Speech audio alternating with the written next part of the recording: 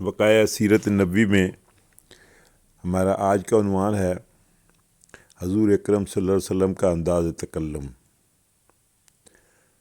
حضور اکرم صلی اللہ علیہ وسلم کے کلام موجز نظام میں باوصف اختصار جامعیت حسن تفہیم اس قدر ہوتا تھا کہ آپ کو اپنے کلام کے اعادہ کی ضرورت نہیں تھی، مگر تالیف قلب کے لیے آپ اکثر اپنی بات کو 3 مرتبہ دہرایا کرتے تھے۔ چنانچہ حضرت انس رضی اللہ تعالیٰ سے مروی ہے، حضور صلی اللہ علیہ وسلم جب تکلم فرماتے یعنی کوئی بات ارشاد فرماتے تو اس کو 3 بار دہراتے، بحوالہ صحیح بخاری۔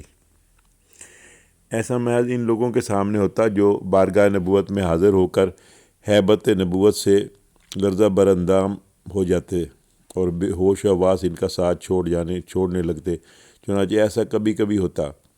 آپ ہمیشہ تکرار سخن نہیں فرماتے تھے، اور یہ بھی محض اس لیے تھا کہ ہر پہلو سے نبوت کی تکمیل ہو جائے اور سامع کا ذہن اس تشریح حکم کی وضاحت کے ہر پہلو سے آشنا ہو جائے۔ ام المومنین سیدہ عائشہ رضی اللہ تعالیٰ عنہ سے مروی ہے کہ آپ کے کلام فصاحت بیان کے بارے میں مروی ہے کہ بعض لوگوں نے آپ سے حضور صلی اللہ علیہ وسلم کی خصوصیات تکلم کے بارے میں استفسار کیا۔ رسول کریم صلی اللہ علیہ وسلم تم لوگوں کی طرف بے توقف تیزی سے اور جلدی کلام نہیں فرماتے تھے، بلکہ جب آپ کلام فرماتے تو اتنا واضح ہوتا اور اس کے الفاظ اس طرح الگ الگ ہوتے کہ اس میں اس قدر ٹھہراؤ ہوتا کہ جو شخص آپ کے پاس بیٹھا ہوتا وہ اسے پوری طرح اپنے حافظے میں محفوظ کر لیتا۔ حضرت محبت آپ کے کلام وحی ترجمان کے بارے میں کیا خوب فرماتی ہیں۔ آپ شیریں بیان تھے، جدا کلمات بولنے والے تھے جو نہ ضرورت سے زیادہ ہوتے اور نہ کم اور نہ شائستگی کے خلاف۔ ان میں ذرہ برابر بھی کوئی ایسی بات نہیں ہوتی تھی۔ بس یوں سمجھ لو کہ آپ کی گفتگو ایسی ہوتی تھی جیسے موتیوں کی کوئی لڑی، یعنی موتی ایک لڑی میں پرو دیے گئے ہوں۔ آپ بلند آواز تھے، لیکن آپ کی آواز میں جاذبیت اور دلکشی تعریف سے بالاتر تھی، بحوالہ علامہ راغب الطباخ۔ اور ایسا کیوں نہ ہوتا؟ اس پاکیزہ اور وہی الہی کے مؤید زبان تر سے جو کلمات بطور احکام صادر ہوتے وہ نہ صرف مسلمانوں کی بلکہ یہ عالم انسانیت کی فلاح بہبود کا بیش بہا خزانہ، معاشرتی اور تمدنی زندگی کے بہترین اصولوں کا ایک بے مثال مجموعہ، بندگی اور عبودیت کا ایک کامل قانون ہوتا، حیات انسانی کا ایک ایسا دستور العمل اور آئین جس نے دنیا کے دوسرے دساتیر کو اپنے سامنے حقیر و بے مایہ بنا دیا تھا، جو قصص الانبیاء کا ایک جامع ذخیرہ، ملت قدیمہ کی زہرہ گداز داستان، حیات انسانی کو کمال پر پہنچا دینے والا ایک بے نظیر و بے عدیل دستور تھا، اور الحمدللہ آج بھی اس میں یہ تمام لازوال خوبیاں موجود ہیں۔ یہی ہے کہ وہ مقام حدیث اور اس کی فصاحت و بلاغت جو میرے اس کلام کا درہ تاج ہے۔ یہی پاکیزہ اور معجز نما کلام ہے احادیث مجموعہ شریف کے مجموع یعنی صحاح ستہ اور میں جوامع کے عنوانات سے معنون کرنوں سے امت مسلمہ کی دینی میراث میں سینہ بسینہ منتقل ہوتا چلا آ رہا ہے۔ ایک طبقے سے دوسرے طبقے کے ہاتھوں اس طرح منتقل ہوا کہ ایک لفظ اور ایک جملے کو صرفیان روزگار نے اس طرح پرکھا اور سنگ محک پر کسا کہ غل و غش کی آمیزش جہاں بھی پائی، اس متاع عزیز کی نگہداشت کرنے والوں کو بتایا کہ اس کھوٹ سے ہوشیار رہو۔ حضور اکرم صلی اللہ علیہ وسلم کے اس کلام معجز بیان سے لاکھوں صفات معمور ہیں۔ اس سے اسلامی معاشرہ اور تہذیب کی جس طرح تعمیر ہوئی، وہ ایک فقید المثال عصر نو وجود میں آیا۔ اس کو چند صفحات میں کس طرح بیان کیا جا سکتا ہے؟ یہ کوئی معمولی بات تو ہے نہیں۔ پھر جس طرح ان ارشادات رسول اکرم صلی اللہ علیہ وسلم کے تحفظ کا قدرت نے تمام و انصرام فرمایا جو لاکھوں سے بھی متجاوز ہے، وہ کسی انسان کے بس کی بات نہ تھی، بجز تائید الہی اور مشیت ایزدی کے یہ اہتمام و انصرام اس خالق یکتا و بے ہمتا نے فرمایا، جس نے آپ کو تمام کمالات بشری اور ملکی کا مجموعہ بنایا تھا۔ نو انسانیت کی تربیت اور ہدایت اور رہنمائی کا ایک اہم فریضہ آپ کو تفویض فرمایا۔ ان ارسلناک شاہدا و مبشرا و نذیرا کا تاج بے مثالی آپ کے سر اقدس پر سجایا تھا۔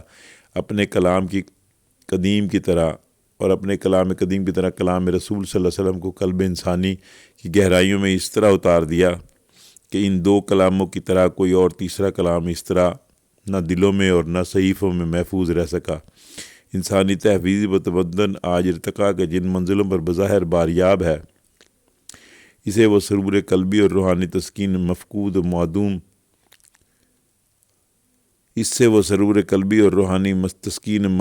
معدوم ہے، جس کو حاصل ارتقاء کہا جا سکتا ہے۔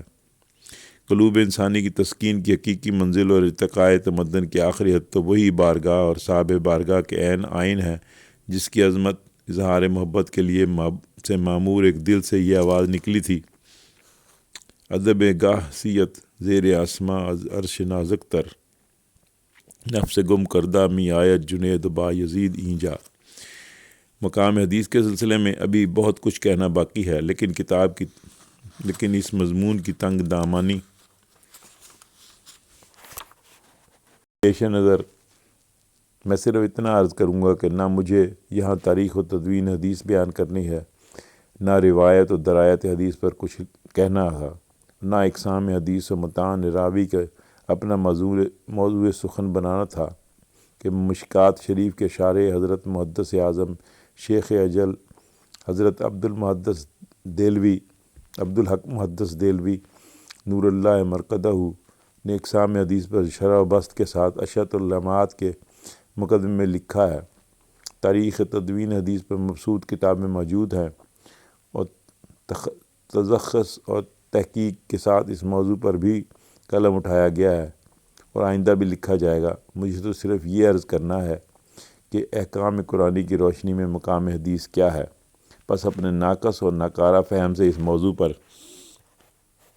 کچھ عرض کرتا ہوں اور تائید الہی اور سرور کونین کے فیض نامتناہی سے چند الفاظ آپ کے سامنے پیش کر دیے ہیں۔